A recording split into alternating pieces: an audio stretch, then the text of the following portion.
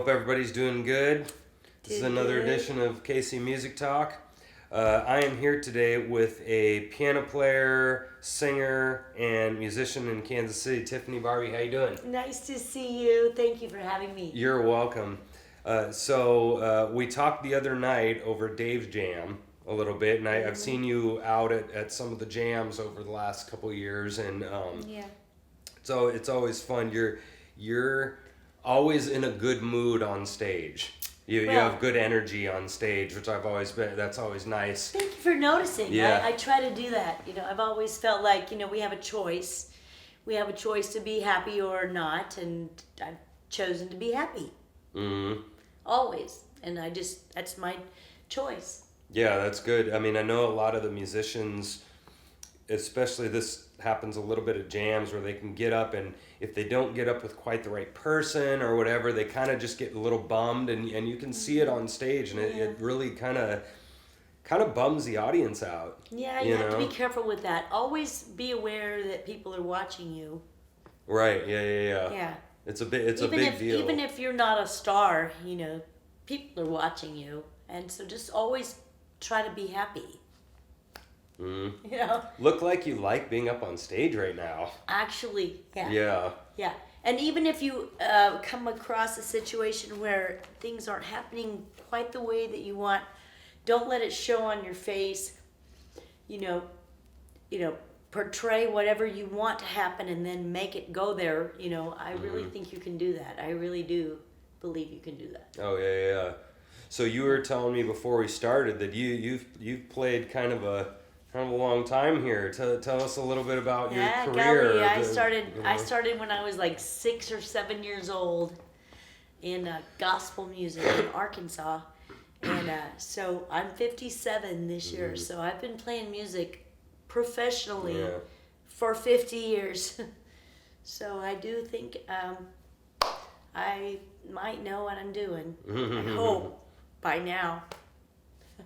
Yeah, and you said you started on guitar, right? Yeah. A little bit. Yeah. Guitar, you have to have calluses. Piano, it doesn't hurt to play.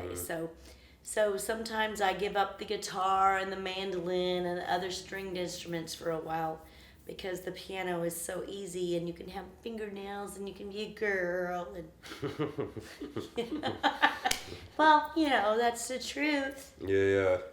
And I think you were saying too that you thought the piano was a little easier to see. Oh, completely. Right? You can see the patterns that are here, the 2, the 3, the 2, and you can all the patterns that are on the piano, I can see them. And it's not as easy to see on the guitar. They don't come out as easy on the guitar or the other stringed instruments. You have to find the way.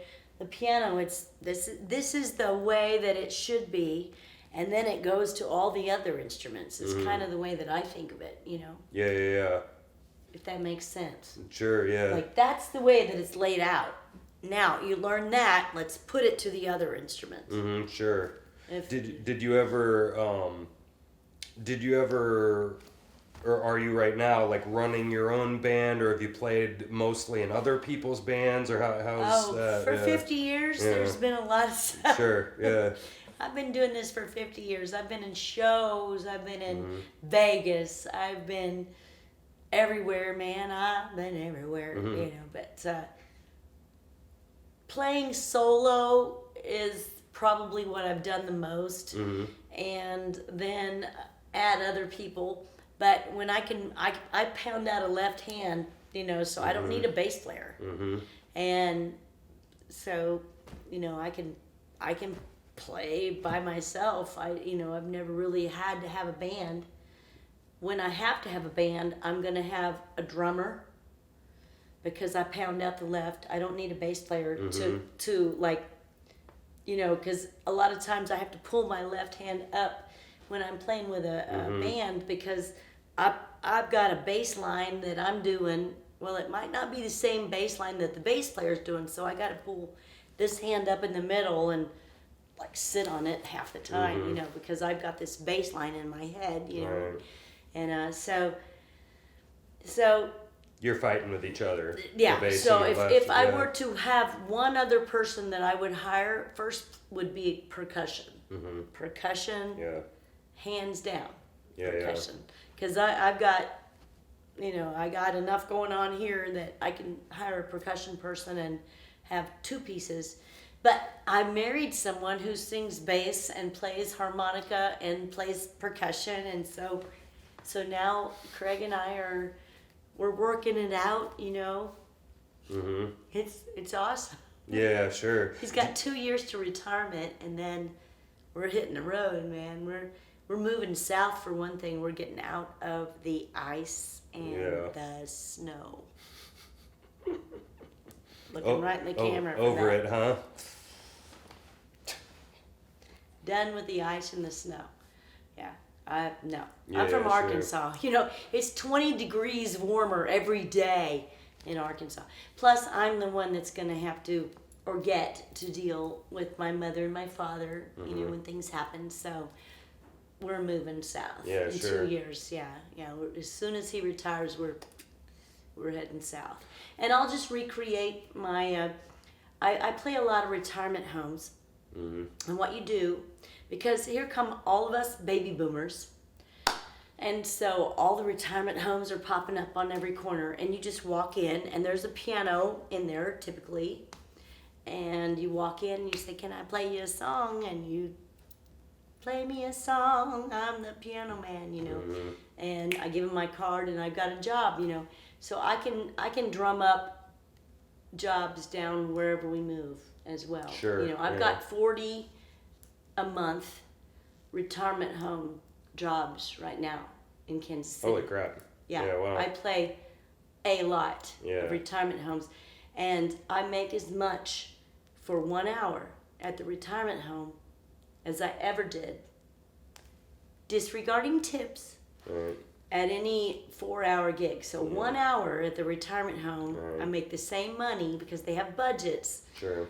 So none of my friends have to worry about me trying to get any of their nighttime gig jobs. I'm not going after any of their gigs. Not ever happening. I was gonna ask you, what do you like playing? Do you like playing in bands better than by yourself, or are they just different, or how do you? It's different. It's It's different.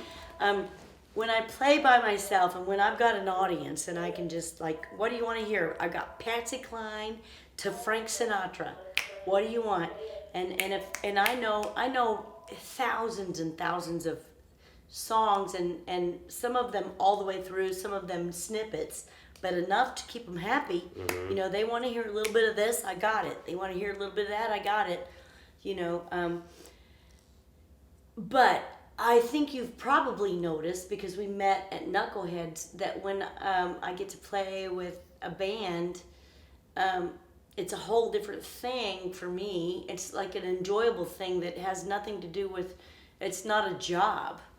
When I go set in at Knuckleheads on a Saturday afternoon, I'm not there trying to get a job. I'm not there trying to go, look at me. I'm just trying to enjoy myself, because I play a lot of music every day, and sometimes 2 or 3 times a day. I can fit in 2 or 3 gigs a day and make as much in one gig as you make in 4 hours at a nightclub. Sure. So it makes sense, to pursue those. It makes sense to pursue those gigs. And there's different enjoyment. When I'm there by myself and somebody says, "Can you play crazy?" Yeah. And then they want to hear, this. Yeah, I can, boom, boom, and I don't have to worry about whether the guys can play it, because I got it. Yeah. And I know how much of it I know. I can do this much of that song, or this much of that song, or this much if they're dancing. Right. So I have played most of my life as a solo person and made a lot of money that way. But I do enjoy playing with the band at Knuckleheads, because there's just other, it's like, I don't know how to describe it. It's like if you cook and somebody else comes along and adds a little different flavor to whatever you're cooking. You know what? Is that a good analogy? Yeah, I know what you mean. Because you're Yeah. used to cooking it a certain way, and then they add a flavor, And they're like, and it's boom, pretty let's neat. throw that in there. You're like, oh, that tastes good. Mm-hmm. Well, the same thing whenever I'm playing with other musicians, Sure. and I think because I've listened to you play with other musicians, setting in with different flavors. You can play blues, you can play country, you can play whatever is called for, and that's kind of what I do. It's whatever's called for. Mm-hmm. A lot of the gigs, they have themes, and like coming up is St. Pat's. So I have to brush up on all of my when Irish eyes are smiling, and oh Danny boy, and Sure.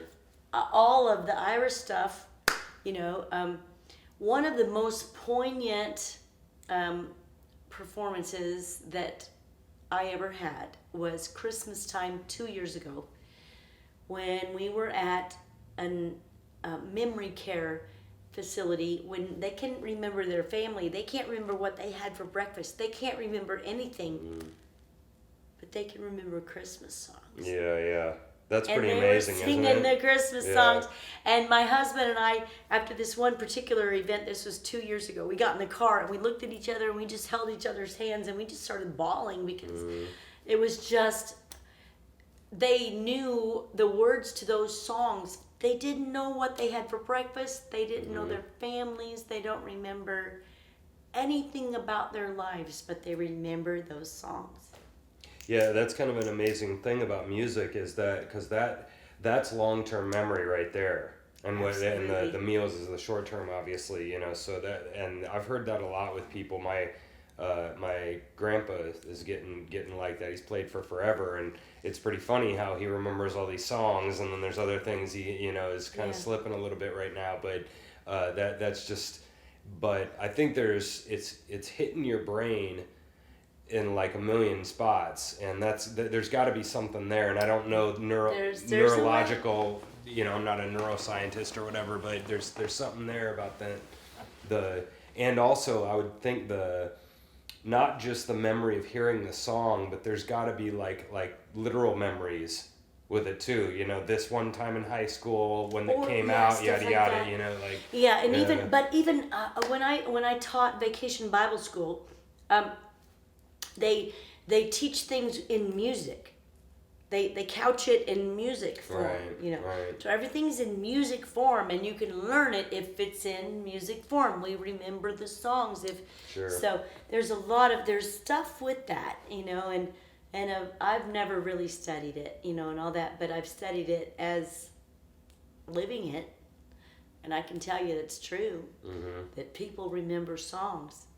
They will remember songs, not only Christmas, but like when I go to, there's 3 levels of the retirement homes.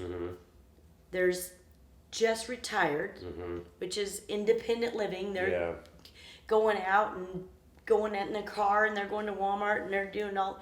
Don't do things for them that they can do for themselves. But they're paying for their monthly thing, and nobody, they don't have to mow their lawn and all that, Then the second one is when they start assisted, when they need assistance. They need a little mobility, but still going on here, but little mobility problem. Yeah.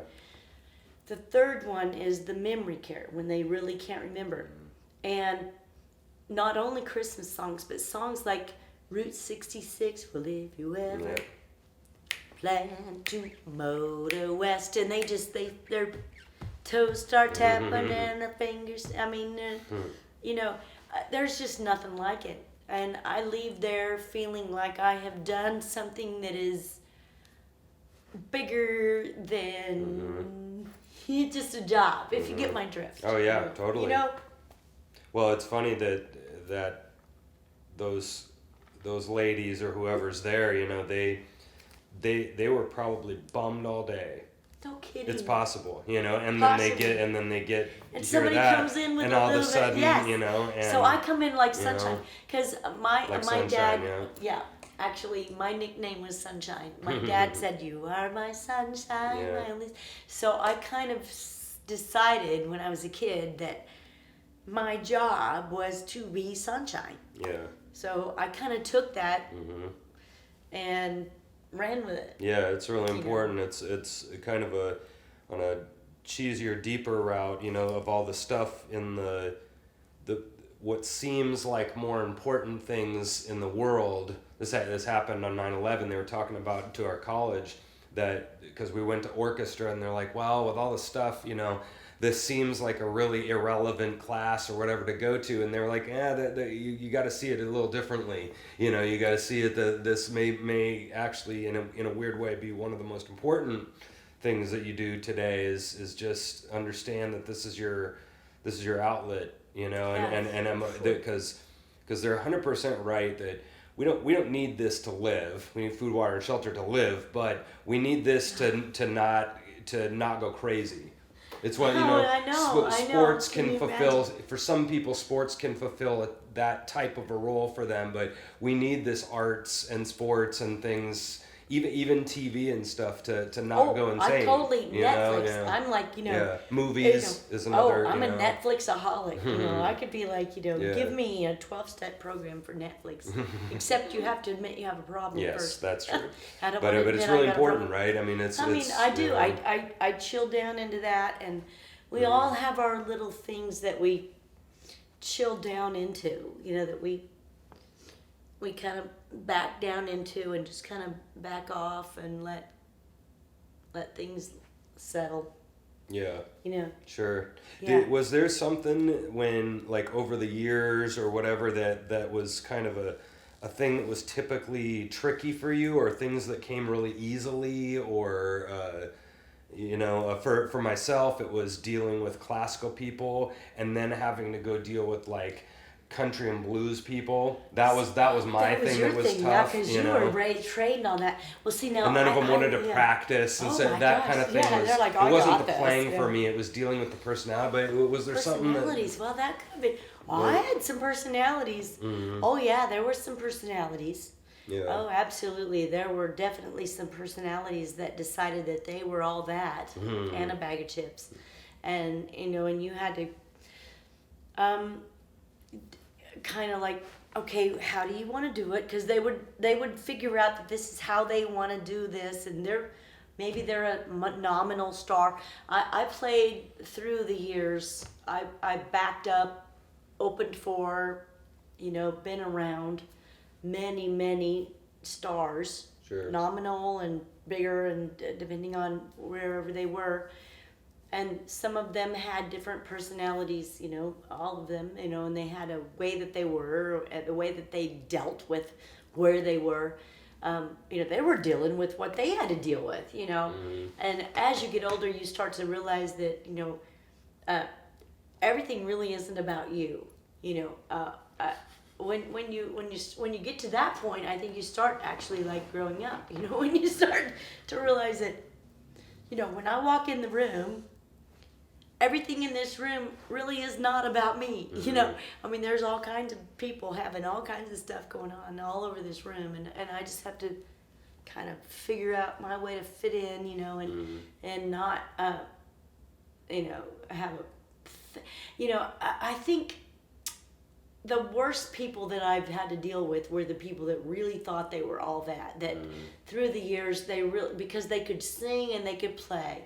Well, many of us can sing and we can play. Yeah. But that doesn't mean that we're any, better than anybody else. But some of them did think that, and you could see the ones that did, and you're like, okay, they really think they're all that. They believe their press. So we gotta kind of, deal with them however we can deal with them, and then once we don't have to deal with them anymore, then we don't have to deal with them anymore. Mm-hmm. But you deal with them while you have to deal with them, and then you don't anymore. That's just what you do.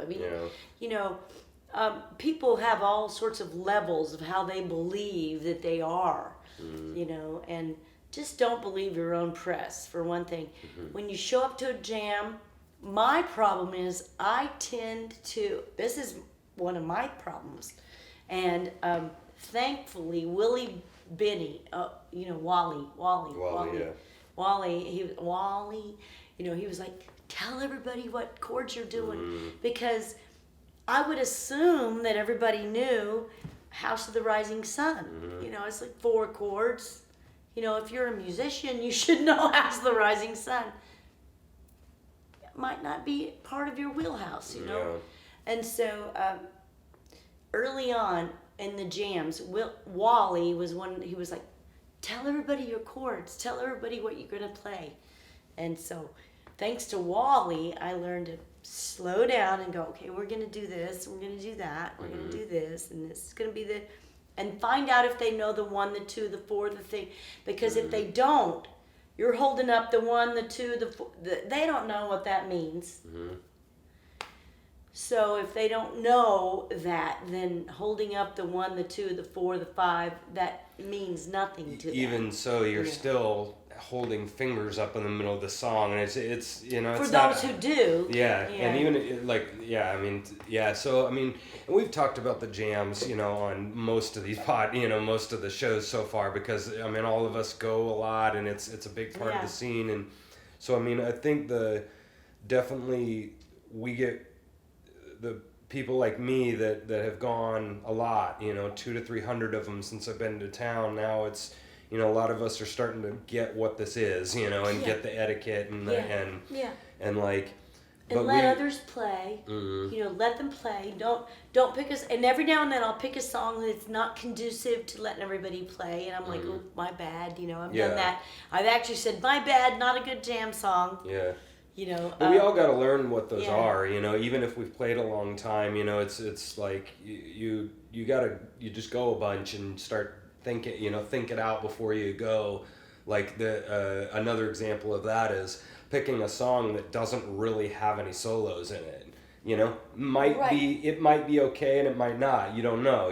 But the people that literally sit there and for at least 3 seconds kind of think that out before they open their mouth.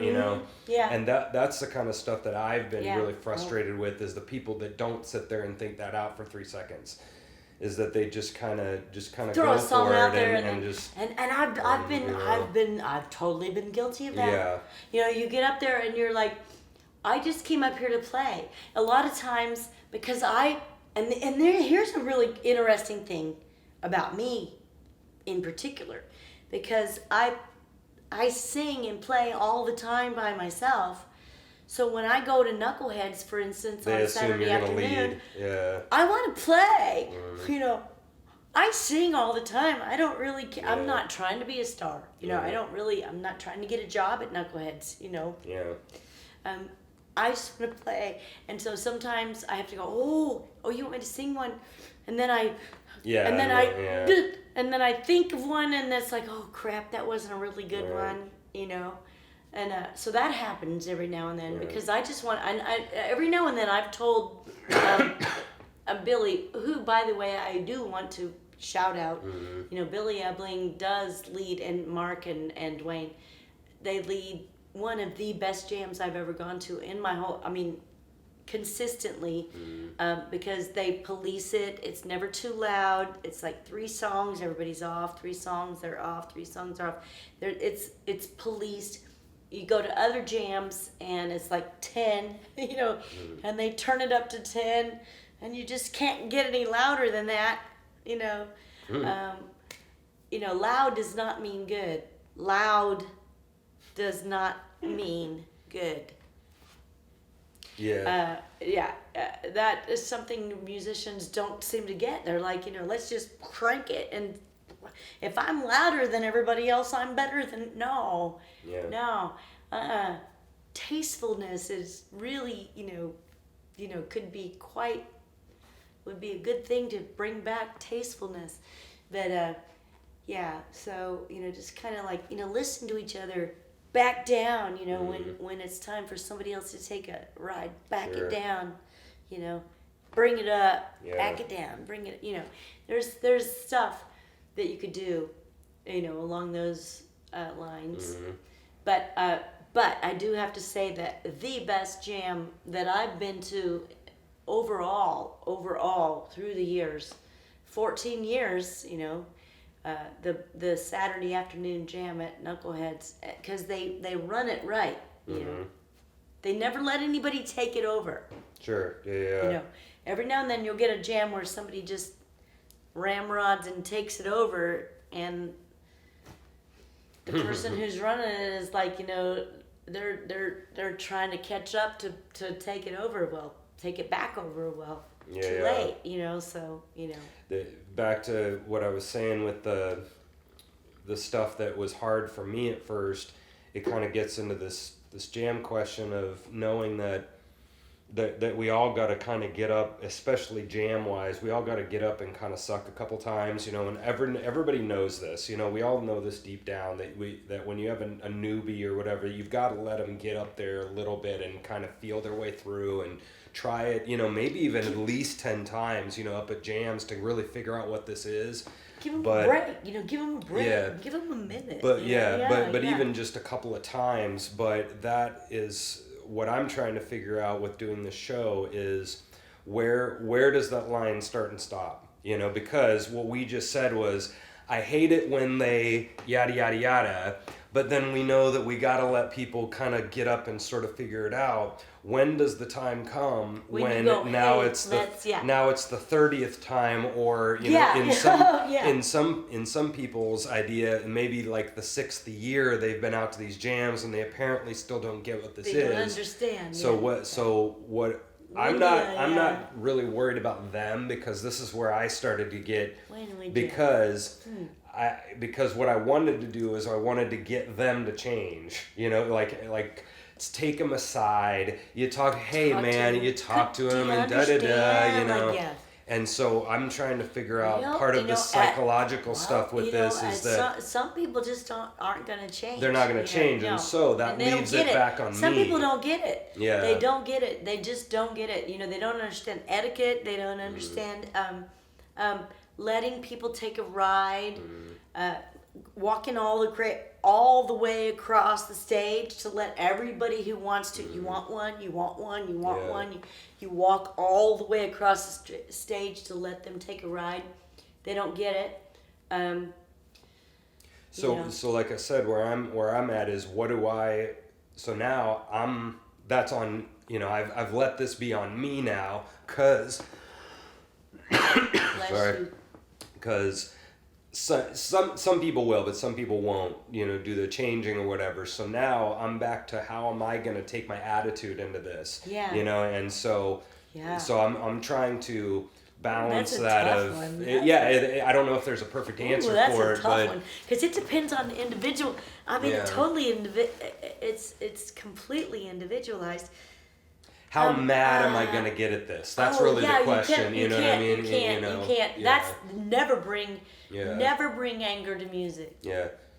But what I would argue for that though is, I guess anger might not be the wrong word, but why am I saying stuff in this thing right now? It's not anger, but it's you get annoyance. aggravated. You get aggravated. You get aggravated. Right? Yeah, you do. You do get aggravated. So where do I stop the aggravation? And this is just kind of a rhetorical question. That's what I'm trying to figure out.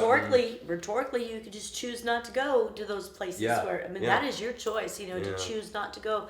If there is a person or several individuals that tend to frequent a jam that you go to and tend to cause you heartache, don't go there. That would be straight up anxiety. Straight up, just straight up, don't go there. Because you're not going to change them. Sure. And why is it? It's not your. Music is so individualized that it is not my job to tell you how to play your music. Yeah. So if you choose to play it your way, and I have a problem with that, it's my job to stay away from. If I show up and you're there and you aggravate me, I'm gonna leave. I'm not gonna sit there and go, I'm gonna teach that person how to play.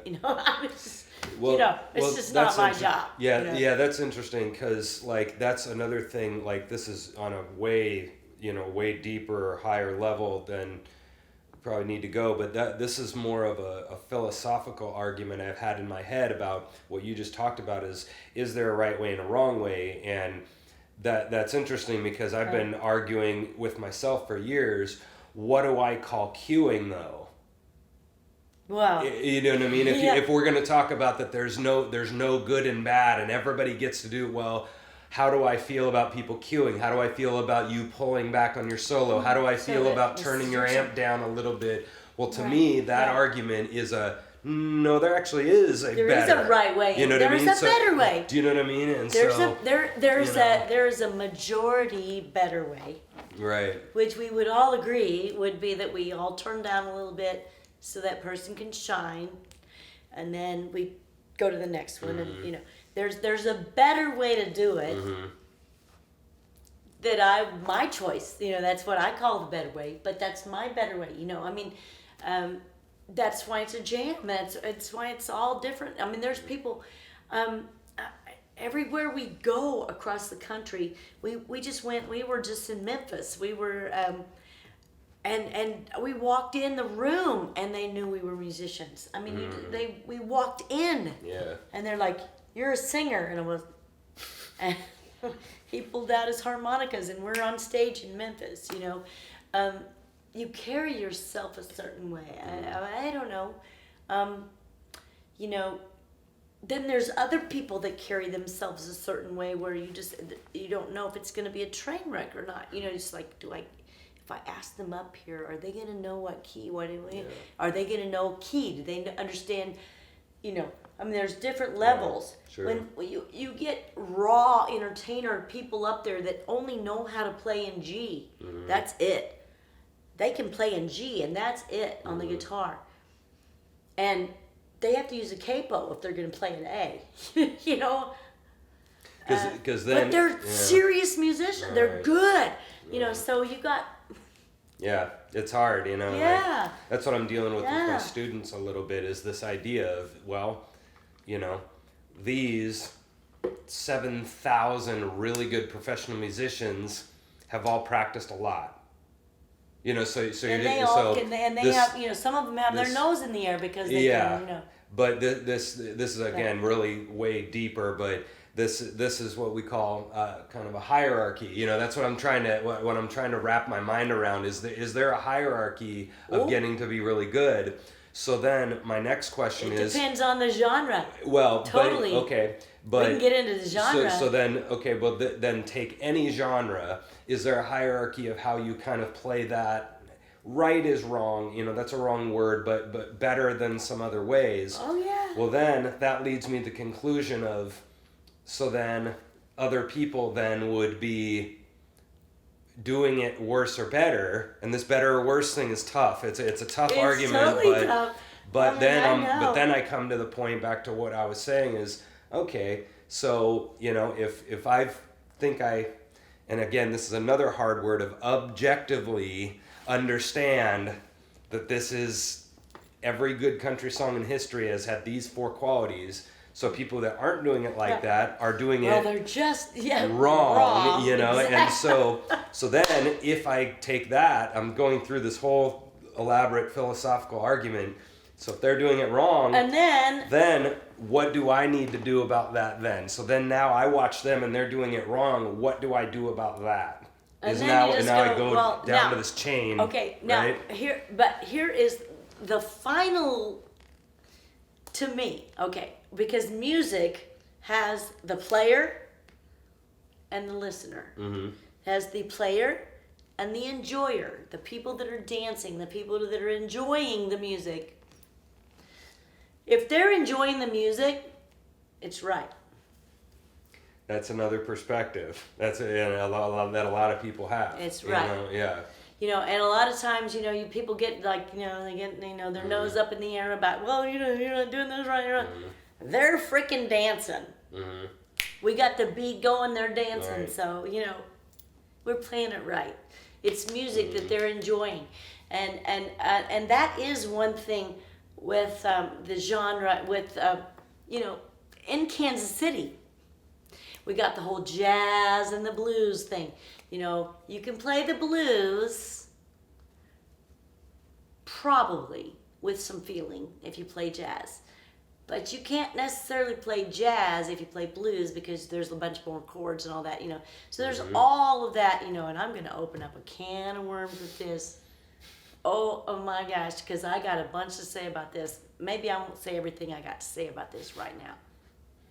But when people are enjoying what you're playing and you are feeling what you're playing and it's in the right key, it's music. And so, sorry. If you didn't have lots of training, sorry, but it's music. Well, that's been an argument that, like, and I'll just call it in this kind of academia, has had an argument with this for years, with me going to college, we dealt with this a lot. You would absolutely be the perfect person for me to hash this out with. Because my problem is that I see if you want to make two sides of this argument, not that it should be two sides, but the one side is that this song is literally two chords, and it's mindless to this person. They see this song as mindless. To this person. Yes, they're dancing. It has this beat, but this guy. You're as smooth as Tennessee whiskey has two chords. So this guy had to practice 20 years to even be able to think about playing in the symphony. Because you just can't. You can't do it in 2 years. Right. So, again, this is always back to this better or worse argument again. But there's something that's okay, so here's another argument. So there's another guy who never took a lesson in his life, and he's playing "You're as Smooth as Tennessee Whiskey" in Chris Stapleton's band because he can play music. So this is what so here's what they would say. Here's what a college guy or academia kind of person, and maybe you could put a lot of the jazz guys in this, really hardcore artists in the jazz guy. What they would say is, and good for them, but also come off of that a little bit. What they would say is Bop by Hanson. Nobody's going to remember that song in 50 years, but they will remember Beethoven. But that's the argument. That's what they would say. Okay, so good for them. Yeah. Good for them. But in the meantime, how many of you are getting paid to play Beethoven? Not. I don't get paid to play Beethoven. I get paid to play Patsy Cline, Elvis Presley, what people want to hear. That's what I get paid for. Yeah. So I don't really care about, that I'm not trained. I've made a living at music for 50 years. And right now, because here come all the baby boomers, all the retirement homes are popping up on every corner, and I know all the songs they love. I can make a senior happy. Because I know a lot of their songs and I can keep it coming. And shoot, I'm making a living. I make as much for 1 hour or more at a retirement home as I ever made for 4 hours in a nightclub. So I am not going to be going after your job, in a nightclub in Kansas City. Forget it. Not going to be going after your job. Good for you. But, if you have 1 hour worth of music, you can actually go make a lot of seniors happy and make a good living. Right. But hey, that's my niche. I found it. I'm going to keep going after it. We're moving in a couple of years. We're going to move south.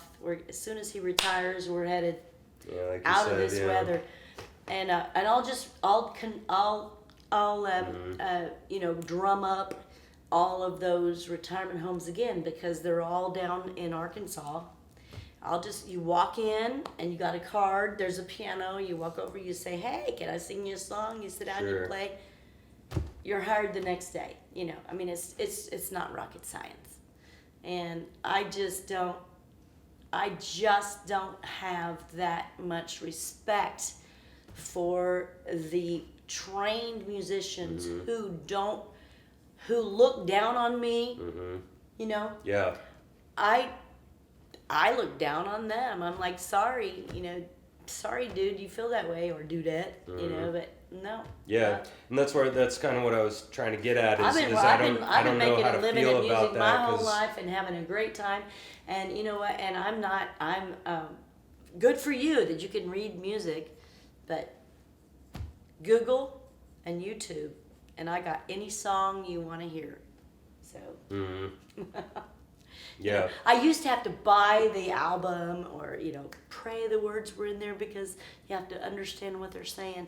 Now you YouTube it so you can listen to it. Then you Google the words, you got the right words, and you got a song. Like in 5 minutes, I got any song that anybody wants to hear. So I don't see a problem with not ever having been trained. Yeah, and I don't think, I'm just being devil's advocate here, just throwing it out there for the heck of it. I don't know how I feel about that whole thing, because I totally understand what you're saying, how it's really bullshit for them to all kind of look down, and at the same time...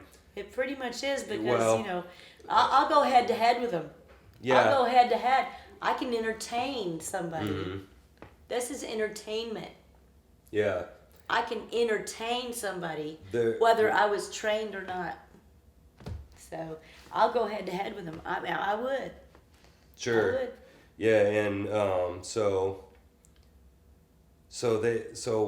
what they would say is a lot of times the art is what pushes the ball with all the music. These artists coming up with really creative stuff, is what they would say, and I don't know how I feel just about those two arguments, because I very much sympathize with all the stuff that sounds like a guy tried for 2 seconds, and then this other guy wrote this other thing that's extremely complicated, and it's really amazing, because I don't get that much enjoyment out of playing Twinkle Twinkle Little Star. I get enjoyment out of hearing Mahler and Beethoven. See? Do you know what I'm saying? Right. And so I'm making All extreme examples there, but and there are, and that is music. Music is extreme examples. I mean, you've got blues that is just raw blues that just makes you feel something. Yeah. And then you've got, classic that takes you up here, maybe, that makes you feel this up here. Personally, I would rather have a tooth pulled than listen to opera. I can't stand listening. I can sing soprano. Sure. Nobody wants to hear it. Very few now. Oh my God. I mean, the first time I remember the first time I started singing soprano in church, and my daughter was on one side and my ex-husband was on the other, and I started, woo, and they both went, and they were like, what happened to you? Because I sing alto. I sing down here, Yeah. And I can sing soprano, but I don't, that's my taste. I don't choose to listen to operatic soprano voices. I choose not to listen to hip hop. There are things that's my taste. That does not mean that that's not incredibly, oh my God, the talent and the dedication that it takes to have that kind of voice is unsurpassed. I can appreciate that, but I'm not listening to it. Yeah. I don't want to hear it. La la la. Don't want to hear it. Did you like singing in choir? So you did a couple choirs? I sang in choir. I did, and I did sing soprano a little. Alto was my main comfort zone. Yeah. I actually sang tenor. A couple. Oh wow! Yeah, I could sing low enough. You're way that low. Because they didn't have enough tenor guys. I was like, well, I could hit the higher parts of the tenor. I couldn't hit the lower ones, but I could hit the higher ones. And oh yeah, so I know about music theory, and I learned about all that, but they never have enough tenors. Never have enough 10 or 11s. That. Yeah, that's cool. Yeah. I was in madrigal. Oh really? Yeah. Had the that's whole, fun. Oh yeah.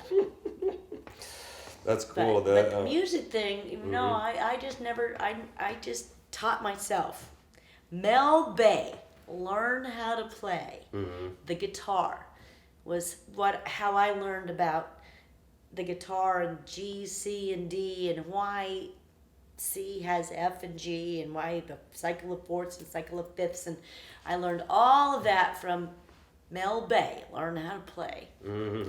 And then I took it to the piano. And the piano, so much easier. It's like, wow, Sure. it's the patterns, and I have a mathematical brain, so it's patterns, and well, that makes sense. Okay, well, if I'm in C, then that means if I'm gonna be in D, then that means it's got to be this, and Sure. so I taught myself how to do all that, transpose on the spot. But now, when my keyboard has a transpose button, so that's kind of fun, I can just, but then you got to remember to take it off. When one time, one time, and it was my fault. Somebody wanted to play something like in B, or some god awful key that nobody plays in, so I'm B like, is god awful. oh, it's awful. So I just went boom. So I'm playing. I'm just acting like well, then I forgot, and I got off the stage. This was at Knuckleheads, and the professor, what's his name? I'm not gonna. Gary. Yeah. He got up there, and he was like, and I remembered as soon as I got off the stage, I'm like, I forgot to take it off transpose, so I'm like, I'm sidling up there. I'm like, I forgot to take it off transpose, I was like, oh, I was like, my bad. Yeah.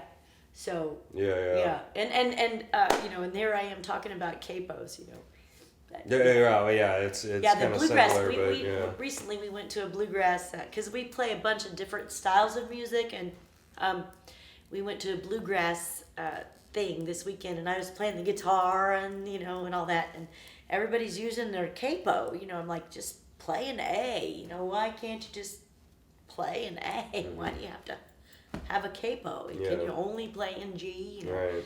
But that's everybody's on a different. We're all on a different level.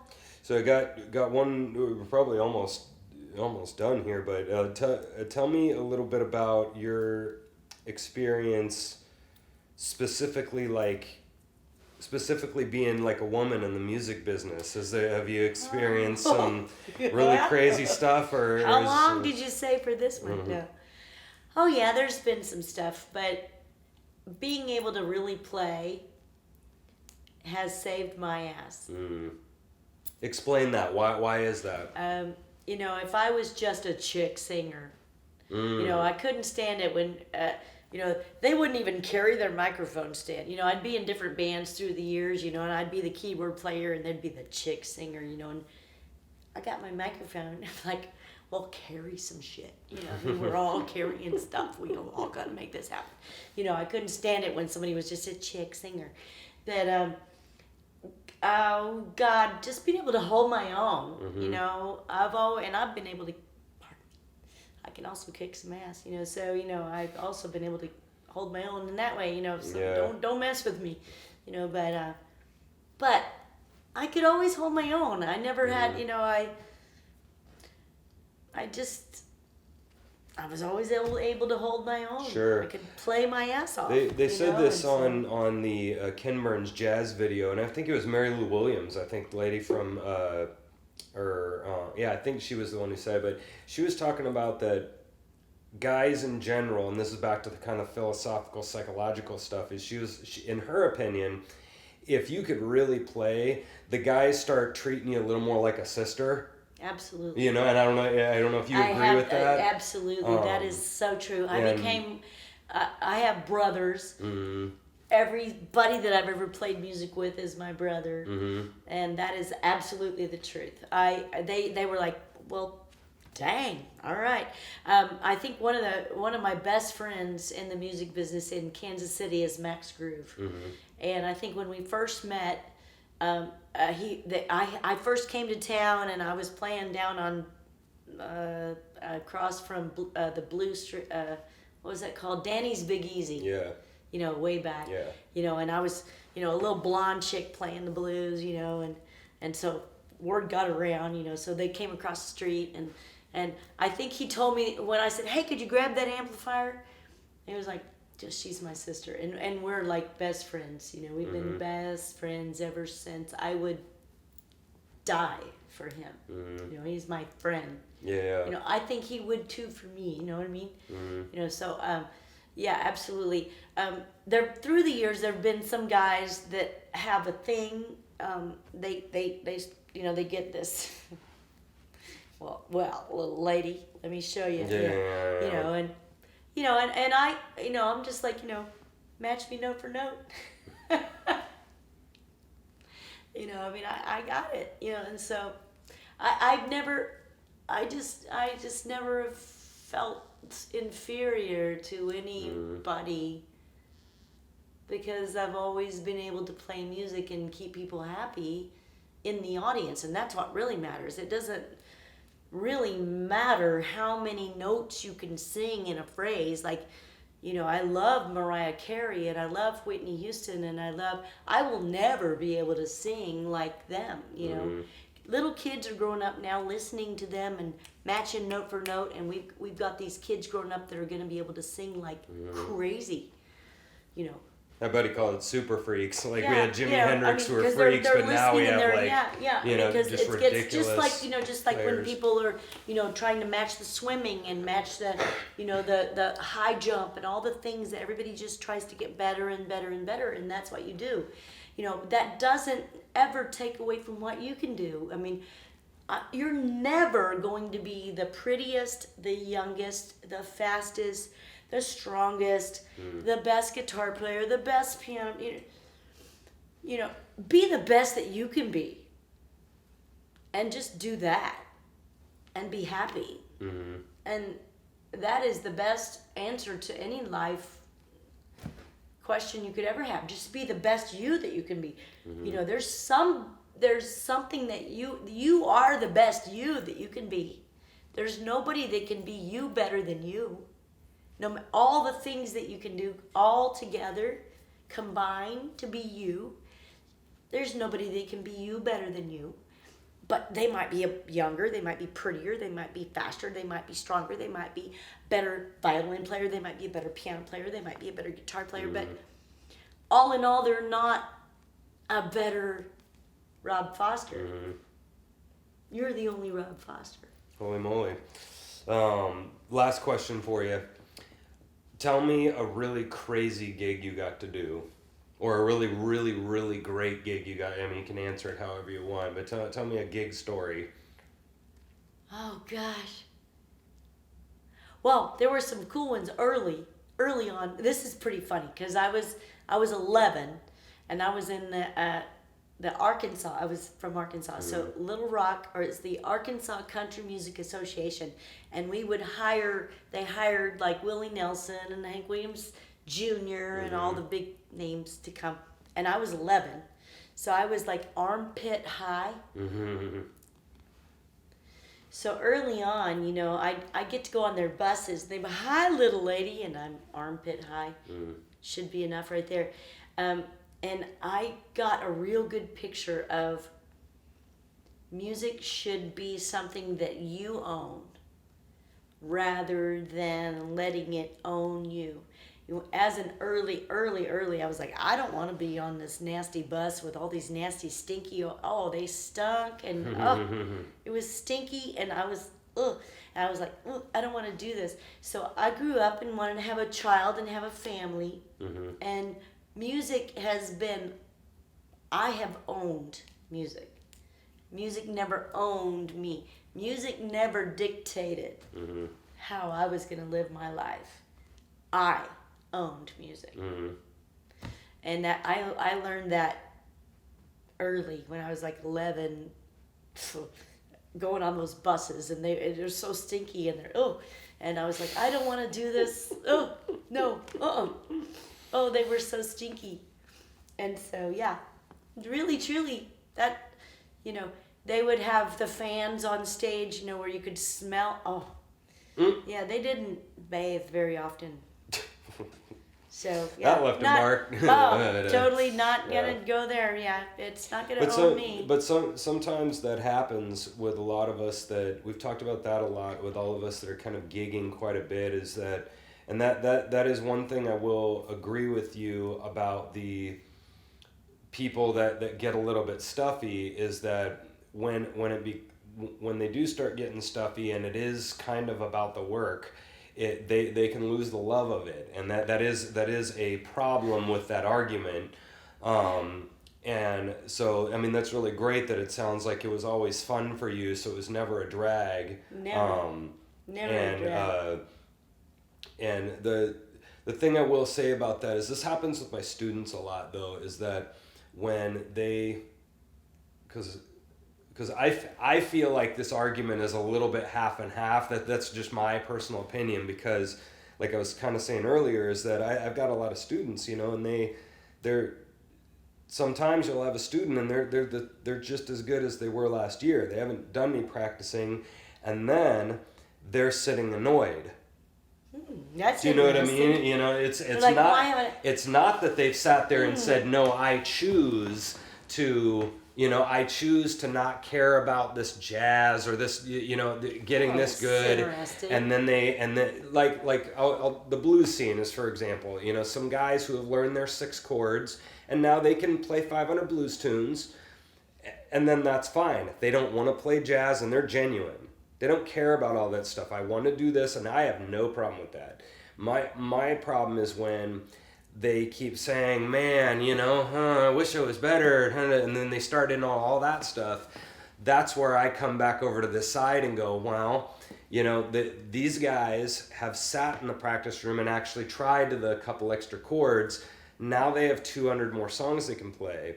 And so that's where I see the academia's argument. They're not 100% correct, but they do have this argument that if you do sit here and care about all of this practicing and this what they would call integrity with the music of not learning just 3-chord songs and that kind of stuff, there is more fun than you can have than Twinkle Twinkle. True. That's what I would argue. But that would be my question: is what is your intent? That's where it comes back to. What is your goal? Yeah. What is your goal? Right. If someone and I would venture to say, if someone's goal is to be famous, get a job. Yeah.